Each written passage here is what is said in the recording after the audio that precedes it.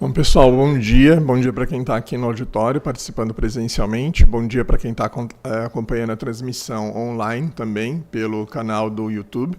Eu vou fazer um breve comentário rapidamente, né, em relação a uma questão da organização. Ou seja, a gente recomenda que vocês verifiquem lá no site onde vocês fizeram inscrição para participar deste evento, se o nome de vocês está digitado da forma correta, tá? Pode ser que alguém colocou lá com letras minúsculas, pode ser que alguém juntou o nome com o sobrenome, então assim, só verifica se está digitado o seu nome corretamente, o e-mail está também registrado de forma correta, porque para quem estiver participando online e presencialmente, né, é possível receber um certificado de participação, mas o certificado vai ser emitido naquele nome e vai ser encaminhado para aquele e-mail daquela forma que está registrado. Então, se estiver escrito de uma forma não adequada, ainda dá tempo de corrigir essa informação, tá bom? Então, a gente vai ter essa apresentação inicial sobre a nossa instituição parceira, que é a Universidade de Zagreb. A gente tem um representante da instituição aqui. E se vocês tiverem perguntas, comentários, dúvidas, vocês podem usar o espaço do chat aqui no canal do YouTube e a gente vai intercalando também com eventuais perguntas, comentários, dúvidas que possam surgir também das pessoas que estão participando presencialmente. I was just informing them about the registration to check if the name is right, type right, because for the matter of certificate that will be issued, if it's correct or not, and also the email, because the certificate is online, electronically, it will be delivered electronically. So if the email is wrong, so they won't receive it, yeah, it's an important way to communicate it. So it's our pleasure, yeah, because the University of Zagreb, it's a very important partner that we have in the international collaboration with the School of Education. Some years ago, a few years ago actually, we had an Erasmus agreement. We sent more than 5 students to have this experience to there. And for the next semester, you have 1 student that she's going to have the international mobility experience in Zagreb, at the University of Zagreb. So it's a great opportunity to understand and to get knowledge about different system, different perspective and cultural aspects and everything. So it's I'm delighted to introduce Mr. Josip Zekic. Yeah. He's a staff member from the University of Zagreb, and he's visiting us during this week. So please, the floor is yours, and thank you so much for your availability to stay here and to share the information, and also for your interest to visit us, the University of São Paulo School of Education. Thank you so much. Am I on? Yeah? Yeah, it's on. Okay. Bom dia, dobar dan. Hello to everyone. Welcome to presentation of Croatia, Zagreb, University of Zagreb, and its exchange programs. I would like to thank to everyone who is participating to this presentation, physically present and online. Okay, so this presentation, the purpose is, as I said, to introduce you to Croatia and Zagreb and University of Zagreb, and I would like to make it a little bit interactive, let's say, to not be too boring. So I would like to encourage you to participate. I don't know, does the online participants can engage in some kind of... You can send questions here in the chat, and I can... Okay, okay, thank you. Okay, so we can change the slide, thank you. Okay, so first question, and for first present, who will break the ice? Who can count at least 2 countries with which Croatia is neighbor?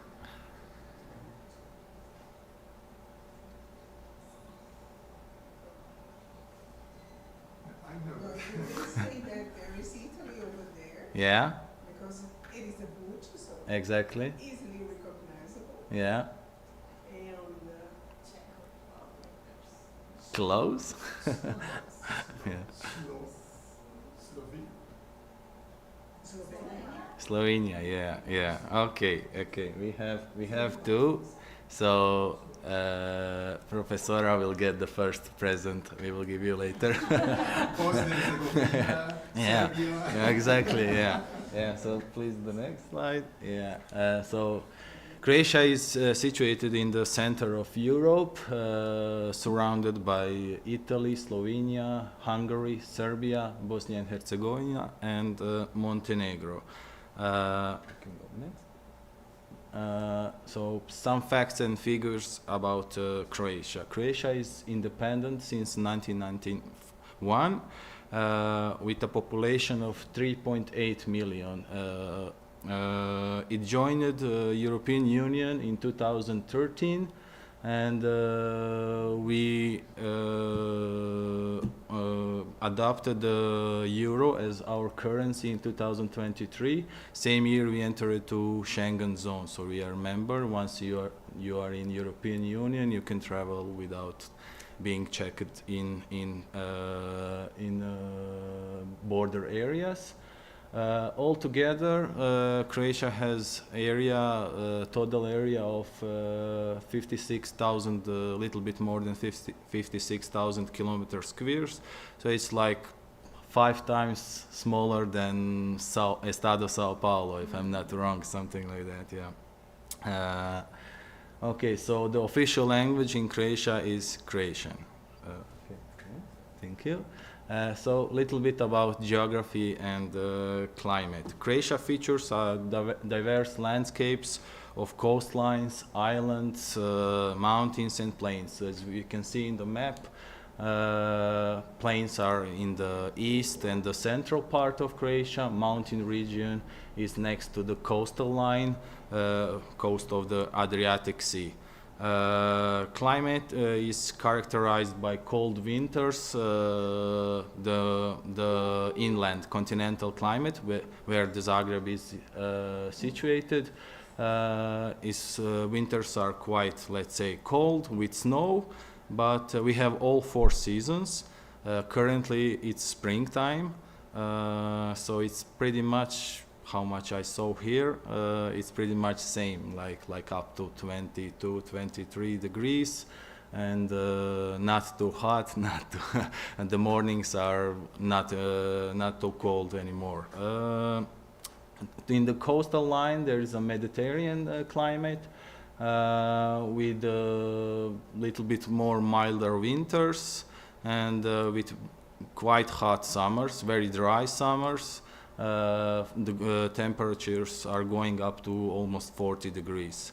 And the blue one is mountainous climate. It's in mountain region, and there are the winters very cold, up to -20 even, with lots of snow, and when the summers are like more cool, let's say, so it's nice to stay there and to go swim in the coast. Interesting about Croatia, as you can see, you can't see all, but Croatia has more than 1,200 islands, and they are really all very, very beautiful. You can't miss. Whichever you choose to visit, it's something worth to see. Yeah. Okay, so we can go to next slide. Little bit about Croatian history. As I'm historian in my profession, I need to pay attention to that part. Croatia has really rich historical legacy. I won't start with the prehistory, but I will start with the Roman period. In 1st century AD, Croatia became part of Roman Empire, and still you can find, let's say, rest of the Roman rules. Especially in the coastline, there are cities, for instance, Split, which have, for instance, the Emperor Diocletian palace still existing, and it's in fact center of the city. Same is, for instance, in Pula. We have, you will see later in pictures, we have their amphitheatrum, which is, if I'm not wrong, third biggest in the world after the Roman Colosseum, and there is a one in, if I'm not wrong, in Libya in Africa. After that Roman period, Croatian as a Slavic tribe arrived in the area of Croatia in the 7th century. So this is the picture, welcome. This is the picture which is describing it. From 10th to 12th century, there was existing Croatian kingdom recognized by the Pope.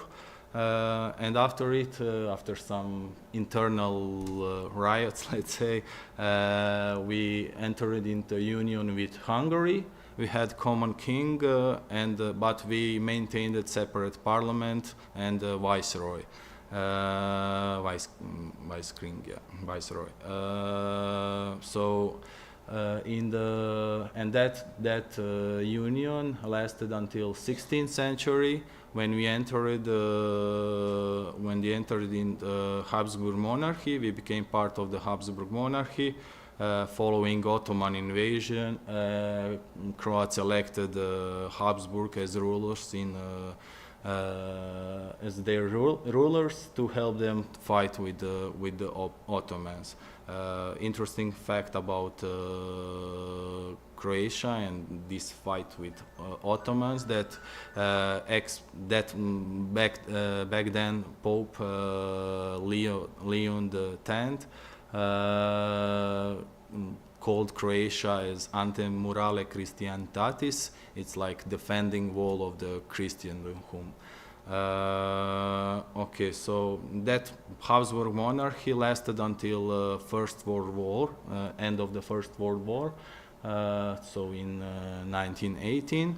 And after that war, Croatia became part of the kingdom of Serbs, Croats, and Slovenians, which is later called Yugoslavia. During the Second World War II, Croatia was Nazi puppet state, and in the end of the war, the communists took charge, and they introduced socialist government. In fact, it was communist dictatorship under the Marshal Josip Broz Tito. And that state lasted until 1991, and back then Croatia declared independence, and unfortunately the bloody war started. Serbian and Serbs and Yugoslavian army attacked Croatia, and it was really, we can say, bloody war. There was even ethnic cleansing from the Serbian side, and finally in 1995 the war ended. We finally, let's say, made our territory full in 1998, and since then we are independent country. Okay, so we can change the. So a little bit about Croatia. Croatia is the most famous because of its touristic potential. It's really one touristic paradise. The country boasts with 8 national parks, 12 nature parks, 10 immovable cultural properties, which are inscribed in the UNESCO World Heritage List. There are numerous beautiful landscapes, cities, castles, wine roads, spring waters. I will show you in next slides just some smaller part of it, so you can go back. So this is, for instance, in the left top left corner is Dubrovnik. Then it's city of Zadar. Here is Rovinj, and so on. You can change. Okay, so you can see how beautiful sightsee places you can visit. For instance, this beach is in the island of Brač, and it's very interesting because due to strong winds, it changed the shapes, you know. So sometimes it looks like this, sometimes it's totally, let's say, like triangle and so on. This in the bottom right corner is Korčula. That is the birthplace of Marco Polo. I will mention it as well later. Okay, thank you. Yeah, so this is the inland continental part. It's full of such beautiful castles you can visit, enjoy, as I said, like a lot of spring waters and so on. Okay.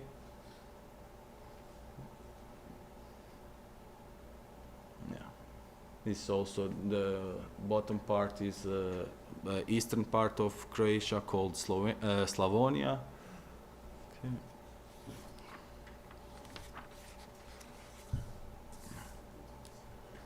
Yeah, professor has been. This is, in fact, this is National Park Krka.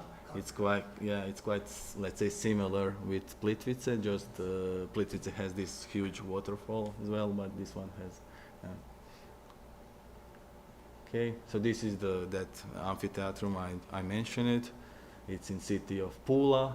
This is, for instance, in the upper left corner is island Hvar, city Hvar. And this fortress is part of Šibenik. It's also one coastal, very beautiful city. My favorite, let's say. Okay. Okay, so this is the mountain part, mountain region. As I said, during the winter time, there's lots of snow. You can enjoy skiing, making, or just walking. And yeah, there's really, the nature is super beautiful. Yeah. Okay, so whoever wants to know more can download. There is one application it's available in Google Play, and it's called Explore Croatia, or you can start to follow Instagram profile Croatia Full of Life. Okay, so you can, yeah. Croatia is also have a wide range of different festivals, like traditional and folklore festivals, music and performing arts, food and heritage festivals. There's really lots of unique local customs you can learn about. And for instance, I would definitely mention for your students, I'm sure they will be interested. There is two famous music festivals. One is in Music, which is in Zagreb, and second one is Ultra Europe. It's held in Split. It's a coastal city. Also, there's many traditional folklore festivals. I would highlight, for instance, Špancir Fest in Varaždin. It's like northern continental part of Croatia. There is Đakovački vezovi. It's like folklore festival with traditional customs, horse parades, folk dances, music.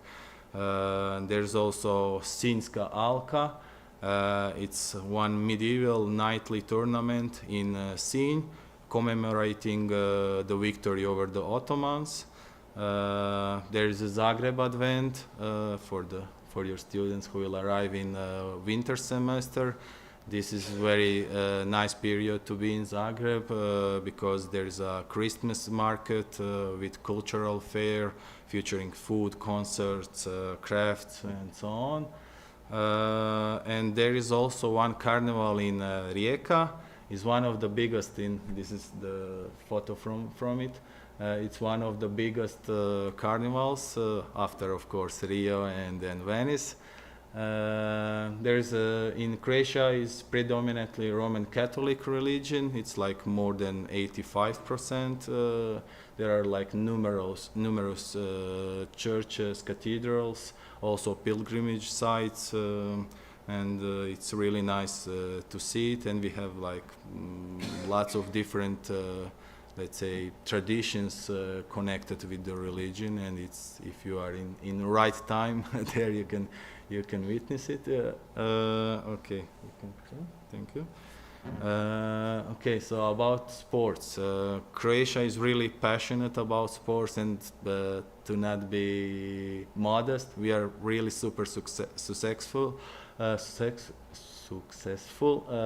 considering that we are so small nation.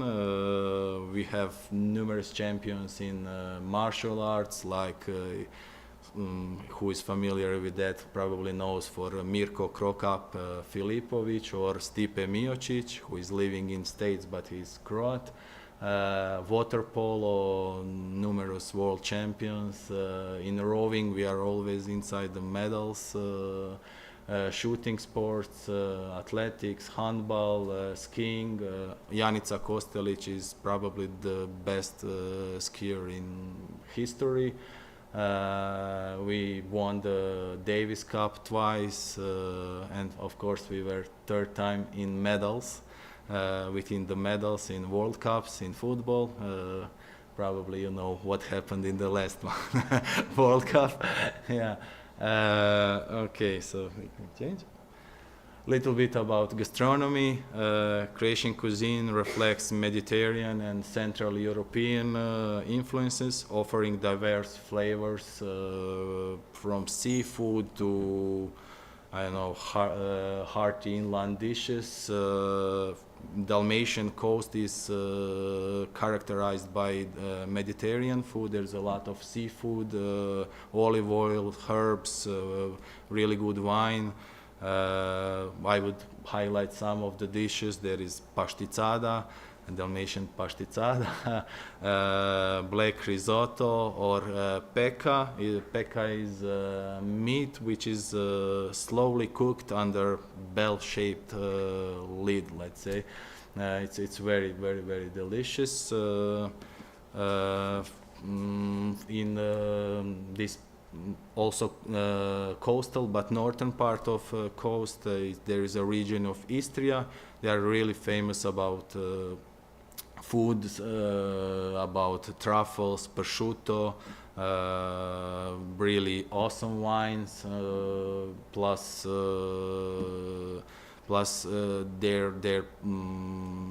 their cuisine is mostly reflects, let's say, resemble with Italian cuisine.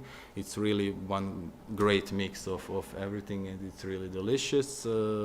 In eastern part of Croatia, in Slavonia, there is a more rustic, spicy foods like kulen. It's like how do you say that in English would be like sausage. I think in Spanish is like longaniza or something like that. Yeah, it's very delicious, very spicy. There is chobanac, it's meat stew, also very spicy. Paprikaš, it's stew but fish one. And in the central part, where is the Zagreb, there is also various food like this mlinci with it's rust turkey with mlinci. is this, and it's very, very delicious. It's from my part of country. Okay, we can change. So Croatia is the birthplace of many notable figures in, I would say, world perspective. The most famous probably is Nikola Tesla. He was, I think you all know that he was engineer who invented, let's say, electricity. This alternating current electricity supply system. As I mentioned, Marco Polo, who was a great explorer of Asia and merchant. There's a Nobel Prize chemist Vladimir Prelog.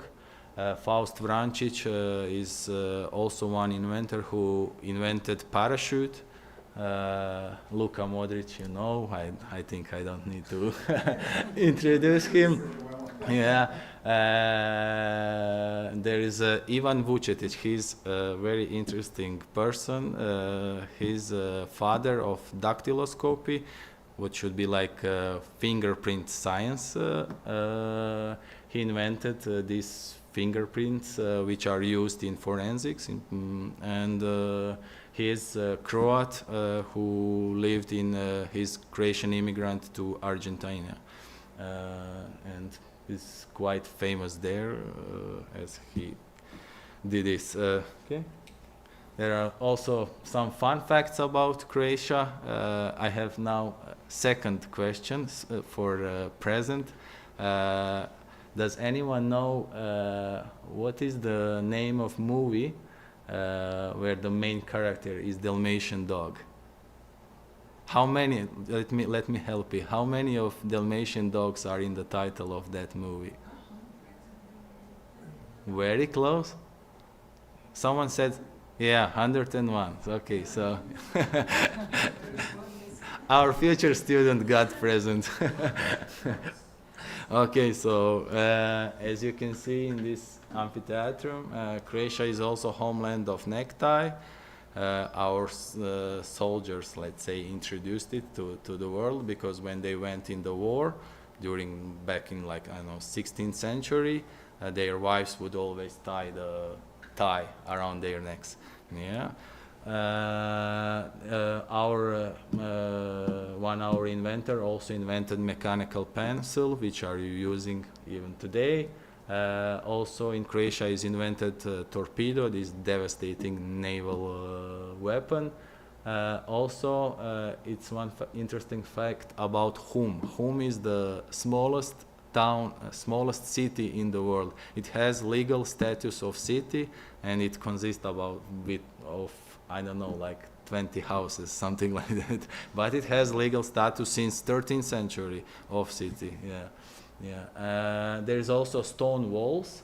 And now I see that I wrote wrong. It's stone without e. It's the name of the city, Stone. So these stone walls, back in the history, they were defending walls of Dubrovnik Republic. Dubrovnik is part of Croatia, but back then in history it was really great naval force, naval trade force, and it wanted to defend their treasury, let's say. So they built huge walls, and they were like more than 7 kilometers long. Today there exists like 5 kilometers more, and how much we know, it's like second or third in the world after the, of course, great Chinese walls and such. Also, one term, let's say, which you probably met last years is quarantine.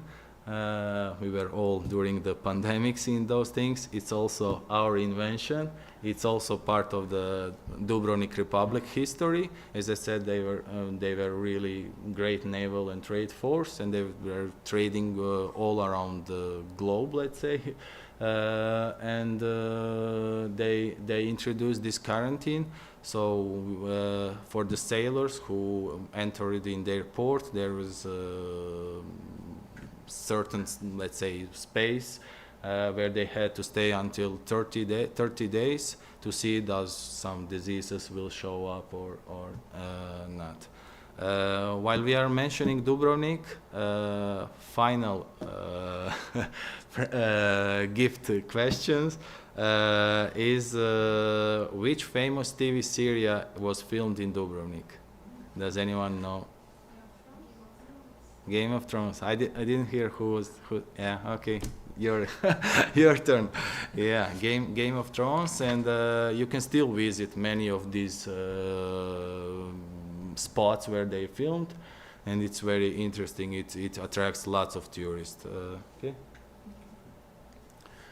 So something about connections with Brazil. There's between 70,000 up to 100,000 of Croatian immigrants. Mostly they came in Brazil during the end of 19th century and beginning on 20th century. They are mostly in Sao Paulo region, Santa Catarina, and Paraná. I'm 4 days without sleeping. Jet lag is killing me, so please don't take me too seriously, okay? And there is also a community of Croats in Sao Paulo. Professor Agnaldo told me they are in Gelina or Vila Zelina. Vila Zelina. Vila Zelina na Zona Leste, igreja. Okay. And they have their Croatia Sacra Paulistana community. They are quite active and still trying to preserve Croatian custom, culture, tradition, and that. Also, one person whom I would like to mention is Eduardo Alves da Silva. I don't know, is anyone familiar with it? It's famous football player. He came in Zagreb. He was, I think, 14 or 16 years old. To Dinamo Zagreb. Dinamo Zagreb is the best football club in Croatia. And later on, he played for our national team. He's one of the best top goal scorers in our history. Plus, he later played for Arsenal and all those great European clubs. There is also football rivalry between Brazil and Croatia. We played, if I'm not wrong, 3 times in World Cups. 2 times Brazil won, and I think it was opening match in the World Cup in Brazil, if I'm not wrong. And back then we were very, very angry because the referee totally stole us, but we got payback in Qatar. So it's but we really respect Seleção, and there's like rivalry, but with great respect. Yeah. Okay. So a little bit about Zagreb. So it's capital of Croatia. It have around 850,000 inhabitants. It's economic and cultural center. It's famous for its parks, lakes, museums. I didn't know this fact, but when I was preparing this presentation, I got it. So I'm not sure is it like totally 100% correct, but I found information that Zagreb has the most museums per capita. So if you are comparing with total number of inhabitants, that there is like the most museums in the world. I would mention, for instance, one because they kind of became franchise of museums. It's like McDonald's of museums. It's Museum of Broken Relationships. So there are lots of in the world now, but the first one was founded in Zagreb. Zagreb architecture is characterized by this neoclassical and secessionist style. It's influence of Habsburg monarchy. It's pretty much this kind of architecture is characterized for all those cities in the Central Europe, which were part of the Habsburg monarchy. Also, public network, public transport in Zagreb is kind of interesting because it's not big city, so there's no necessity for metro and such things. But trams and buses are really providing good connection. Especially these trams are quite interesting to tourists. I don't know, does any city in Brazil have it? Santa Teresa em Rio de Janeiro. Oh, so there is. Okay. Okay. Can go next. So a little bit about university from where I'm coming. It's University of Zagreb. It's change the slide. It's founded back in 17th century by King Leopold Habsburg. It's the oldest and largest university in southeastern Europe. Modern one started back in 19th century. This upper photo is from old rectorate, and this is the new one. It's the strongest teaching and scientific institution in Croatia. As you see, it's more than 51% of total yearly research output in Croatia. It's ranked mostly among 500 best universities of the world, sometimes more, sometimes less, let's say, but somewhere there, yeah. It includes 34 constituent units, 31 faculties and 3 art academies. They are covering scientific fields of natural sciences, engineering, biomedicine, biotechnology, social sciences, humanities, and arts. This is the building of Faculty of Science. Okay. So this is the map of faculties and student residence halls of University of Zagreb. As you can see, we don't have one main campus. In fact, we are kind of having, but we are developing it. My faculty is situated inside this campus, but I will say a little bit more about it later. Okay, so, but they are mostly situated inside the, let's say, center of the city. There's like around 69,000 students. There is more than 7,000 of employees. There is numerous undergraduate programs, graduate programs. Just I don't know, to explain, mostly the undergraduate program lasts 3 years, and graduate program is master degree in Croatia. It lasts mostly, as I said, in most cases, it's 2 years. There is 62 doctoral PhDs programs and more than 200 specialist postgraduate programs. Okay. So in 2023-24, we had more than 800 incoming exchange students and more than 1,000 outgoing students. We currently have signed more than 100 EU Erasmus Plus agreements. Okay. So this Erasmus is the EU program to support education, training of youth, of students. The program involves 27 EU members, states, and 6 non-EU countries associated to the program. It's KA 131. And those interinstitutional agreements are agreed with a particular faculty inside the university. Something what will probably interest you more is KA 171. It's Erasmus interinstitutional agreements for third countries not associated to the program. How much I know is Brazil is among them. But they are arranged on the central university level, central international office, but in the coordination with faculties, of course. There is also bilateral student exchange program with universities alongside Europe, North and South America, Asia, Africa, and Australia. There's those agreements are supporting like student and faculty exchange of administrative and professional staff, joint organization of courses, participation in scientific conferences and such. There's also CEPUS, is regional exchange program for universities in Central Europe.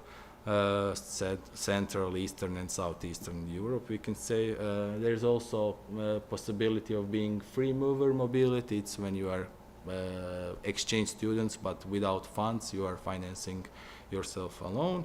There's also, it's fine. I would like to mention ECN network, Erasmus Student Network, is the, let's say, basic point for exchange students. You know, it's organization of our students. It's they're voluntary working inside that association to welcome, let's say, the incoming students. So I always recommend to our incoming students to contact them, to help them, you know, to settle and everything. A little bit about our credit system. So we share this European credit transfer system.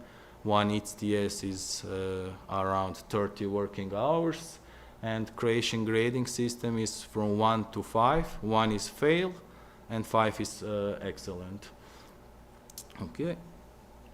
So the university offers several undergraduate, graduate, and postgraduate, and also PhD programs in English. You can see the numbers. So there's also inside the university are supporting institutions like I would mention, for instance, this University Computing Center. It provides, let's say, all the IT service for the university. There is Confucius Institute. It's Institute for Learning Chinese. There is Croaticum. It's a center for Croatian as a second and foreign language. You can learn Croatian there. And yeah, can change. So for the end, I would like to present a little bit more my faculty, from faculty where I'm coming from. It's Faculty of Croatian Studies. It's founded. It's the youngest unit of University of Zagreb. It's founded in 1992, and it has status of faculty since 2019. We have around 700 undergraduate students and around 500 graduate master degree students. These are the departments which exist in our faculty. The most popular studies are communication studies and psychology. So currently we have 22 Erasmus Plus agreements for European countries. Our numbers currently are around 30 outgoing students yearly, and around 15 students, incoming students, but we have around 50 more students, is the thing I mentioned to your students, which is coming to University of Zagreb. We have something so-called horizontal mobility. So if you are coming to one faculty of University of Zagreb, for instance, Faculty of Humanities and Social Sciences, you have the right to take up to 30% of your courses in your learning agreement in some other unit of University of Zagreb. So for instance, you can take one course in Faculty of Croatian Studies. We offer more than 50 courses in English. We have courses of Croatian language as well, of Croatian culture and history. Inside our faculty, we have cooperation with Chung-An University from Korea. We have Institute of Korean Language and Culture, and you can join there to learn about Korean language and culture. We have pretty much every department, every studies have their own student associations, and they are quite active and always willing to help to incoming students. We also have a lifelong learning program. It's pedagogical, psychological, didactic, and methodological teacher education. It provides, let's say,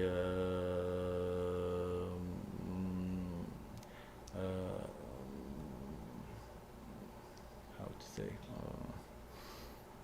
like it allows you to, if you when you finish it, you are able to work, for instance, in primary school, second high school, and so on. Yeah. Okay.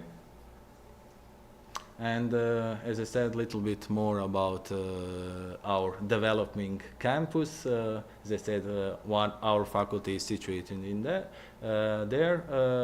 Currently, there are 5 faculties. There is 1 student restaurant and this biocenter, which is like incubation center for biosciences. And that's pretty much it. For the end, I would like to invite you to ask whatever you want or to socialize a little bit, and we can share domaćica. As you see, when our Ivan Rakitic played in Barcelona, Neymar was big fan of these cookies. Yeah, thank you for your attention and for your coming. Yeah. Thank you so much. Say hvala. Hvala, yes, Hvala. perfect. Yeah. Okay. Now we are going to open for questions or Mhm. comments or doubts if they have. I'm going to Okay. articulate with people in person and I will. also people online. I will Oh, leave the my prize, the prize. Yeah, for you. Okay, so there are some comments here that the people are just giving compliments, and there is one question when the Vanessa Lima congratulates about the presentation, and she said that Croatia is a beautiful country and with a very rich culture, and she would like to know more about the whole of internationalization for the University of Zagreb, how it's important, how it's you Yeah. shaped the internationalization. Yeah, it's very important. It's one of strategic goals of University of Zagreb to, let's say, increase the numbers that were they are motivating all the units of the university to offer more English courses. For example, I would say I can give one example from our faculty. For instance, to increase the numbers of English courses, we offer to our teachers, to our professors, some amount of the money, to increase their salary, let's say, if they offer courses in English. And I can say that it had impact, and also, for instance, we are trying to introduce in our curriculums, we call it window mobility. So, as I said, undergraduate programs are mostly 3 years, and master degrees are 2 years. So, for instance, in 3rd year of undergraduate in summer semester and in 2nd year of master degree in summer semester, we are trying to let's say, give to our students that they have just this final thesis or master thesis. So they are, in fact, let's say, free to take whatever they want, wherever they want, let's say. So it's good measure, to activate our students to participate in mobilities more. Yeah. Alguém daqui tem alguma pergunta, alguma dúvida, algum comentário? Se quiser, pode fazer em inglês. Se quiser falar em português também, a gente pode tentar ajudar. Camila, por favor. I'd like to ask if there's any holiday happening next semester that would be cool for me to go to know of the culture. So you are coming in winter semester, yeah? Yeah. Yeah, definitely. So you will be there, as I mentioned, the Zagreb Advent. It lasts pretty much whole December. It starts with it's like pre-Christmas period. So it's the whole Zagreb is into that. You will enjoy a lot. Let me just think about which. Yeah, you can have New Year's Eve there if you will stay. there are, as I said, like there are numerous festivals. I'm not now sure about the periods, but if you are arriving in September, probably there will be also some which I mentioned because it's in autumn period, like this festival of folklore, folk dances, and so on. As I said, like I'm not so sure about the dates of the festival, so I cannot guarantee. But for Advent, I'm sure because it's always in December, during the Christmas time. Yeah. The winter semester will start in September and finish when? It starts in 1st of October, and it lasts October. mostly until like end of February. Yeah, Oh. but there's always like invitation to the incoming students that they arrive like 1 or 2 weeks earlier, and they have welcoming week in the last week of September. On this time, Dubrovnik and the coast, the weather will be really amazing time, so you can visit. And in September, like the peak of season is off, so and it's very nice weather, so it's very nice period to cross the coast, let's say. Yeah. Prices will be more affordable. Yeah, This is important. Yeah, because it's a very popular summer destination for Europeans to go to the coast, Zagrebian coast. Yeah, and there is a comment from Isabel Fernandes Barbosa. She's also thank you for the presentation. That was really a good one. And one question, it's about how the technical and administrative staff could join this kind of international mobility. Because Mr. Josip is responsible in charge for the international office at the Faculty of Croatian Studies, and also he split his time with another sector of the university. So there they also split the worker, the staff for 2 or 3 sectors. Poor of me. As I mentioned, this part for the, let's say, third countries are under Central International Office, so I'm not totally, let's say, familiar with how can they arrive. They can always contact Ms. Pittner.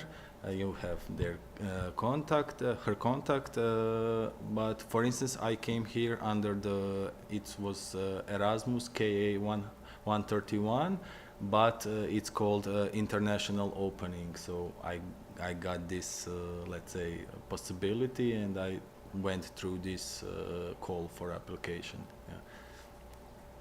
It is possible. So when we renovate this, we can discuss with them if they can create some opportunities to have this. Because under Erasmus, you can exchange student, teachers, and administrative staff.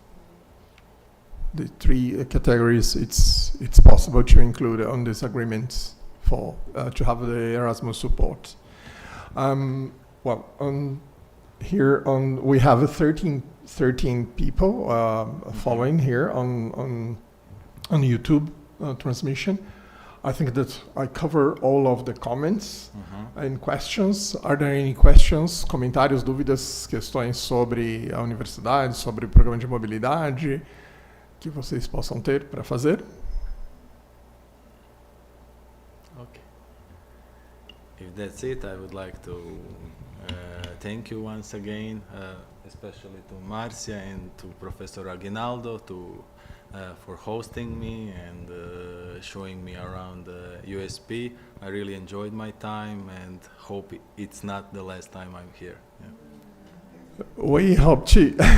So thank you also for your interest in visiting us, the School of Education, University of São Paulo. As I said, the University of Zagreb used it to receive many students from the School of Education.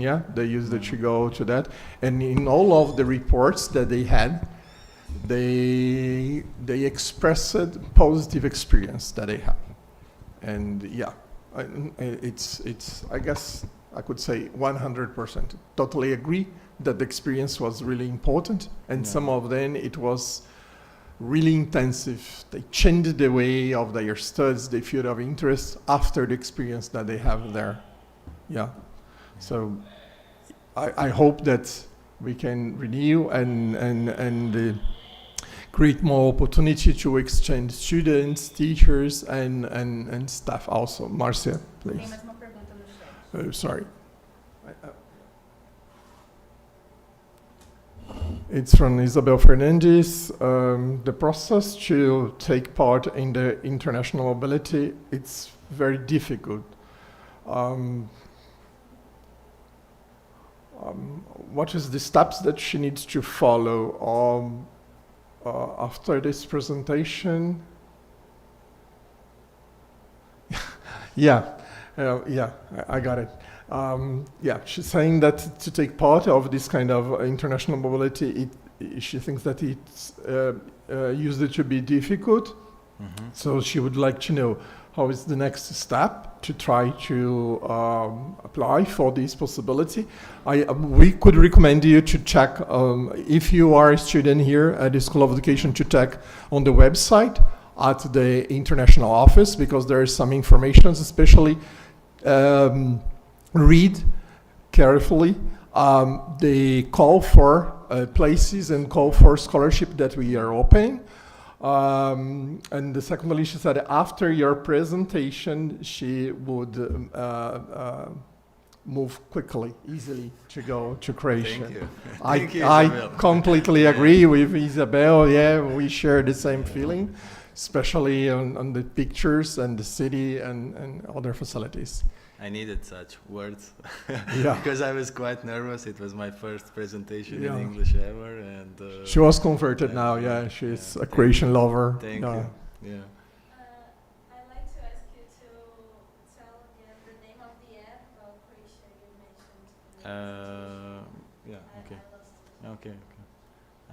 App is Explore Croatia, and Life. Instagram is Croatia Full of Life. Yeah. Let me Mm. take notes. Yeah. Okay. Yeah, I mean there are like lots of beautiful pictures, and you can see Oh. like mostly they are described where are they taken, and so you can see and maybe make some wish lists, you know, what to visit in Croatia. Yeah. Yeah, if I have a chance, don't miss Dubrovnik, Split. There is this spot when they record in Game of All Game the of islands, Thrones. and I mean also continental part Yeah. is very nice. The whole country, and it's that really it's interesting. developing a lot lately touristically. So as I said, like all these vineyards, ethno houses and such, it's real nice. Yeah. Yeah. Any more questions, doubts? And Nope. yeah, I wish to say to everyone, whoever wants to have some contact, to ask something, it's more than welcome always. No matter are they coming to my faculty or to some other, feel free to write, to contact me. Marcia have my contacts, so she can share it with you. Yeah, and the last recommendation is that when you check the website for the international office here at the School of Education website, you can find the reports that the students had been there doing international mobility. You can find the reports. It's completely available for people to read, and you can get more impression because they shared also the experience and some tips. How to use the international card transfer, how to use the transport, how to use the lodging and restaurant. There is a lot of information that Yeah. you can I mean, take you get pretty much all the necessary info in the welcome week, plus through mail before you even arrive and everything. But it's always, as I said, like it's always great thing to contact this Erasmus student network. They are always eager to help and answer to whatever question you have. And yeah, as I said, like you can do it even before you are coming. So to be more sure about it, and there's also I would like to point one thing: Croatia is very safe country, so you don't need to worry about being and living there. Yeah. Okay, so hvala, Molim. dobri, Obrigado. welcome. Yeah. And now Nada. cookie time. Yeah. So, bom, obrigado para todo mundo. Lembrando para vocês não esquecerem, quem estiver online, de assinar a lista de frequência, está disponível lá no chat. Aqui passou também um QR Code para quem está aqui presente, né? Assinar também a lista de frequência para que vocês possam receber o certificado de participação. E lá onde vocês fizerem a inscrição, verifiquem se vocês digitaram o nome e o endereço corretamente, porque no certificado vai sair o nome exatamente do jeito que está escrito. Então, se digitou errado, pode sair errado. Se digitou o e-mail errado, talvez não receba a mensagem. Então, muito obrigado para todo mundo. Para quem tiver disponibilidade, segunda-feira, da 1 às 2, a gente vai estar aqui também no auditório, onde a gente vai ter uma delegação da Universidade de Illinois, Chicago. Eles estão fazendo mobilidade, é um grupo de estudantes, estão visitando aqui o Brasil, vão visitar a escola de aplicação e vão compartilhar um pouco da experiência de como está sendo fazer a mobilidade durante a formação de professores, e interessante para entender como é que eles veem o nosso sistema educacional, a nossa organização escolar. Então também é um pouco interessante para quem tiver interesse, e estamos em discussão com eles, quem sabe a gente consegue também um acordo. Então, bom almoço, ainda mais depois de ver aquelas fotos, né, das comidas ali, na hora deu até mas muito obrigado pela colaboração, para quem está aqui presente, para quem está também online. Depois essa gravação vai ficar disponível para quem quiser recuperar as informações. Então, muito obrigado e bom almoço para todo mundo.